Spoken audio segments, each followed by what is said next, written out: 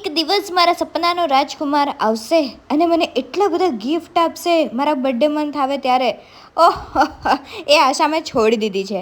એ સપના જોવાના જ મેં છોડી દીધા છે. કારણ કે આવી પણ ગયો અને એણે મને કંઈ ગિફ્ટ આપી પણ દીધું અને ચોઈસ નહીં મળી તો પછી મારે શું કરવાનું? કોઈ છે મારા જેવું? કમેન્ટ સેક્શનમાં કહેજો.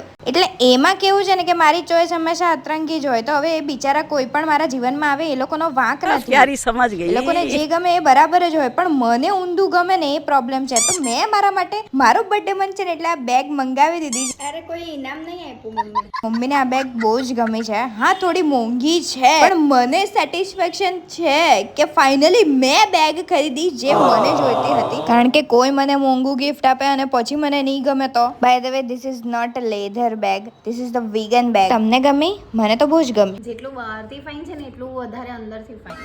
હું આ હેપીનેસ માટે છે ને કંઈ પણ કરી શકું છું. This is the last generation of innocent mother.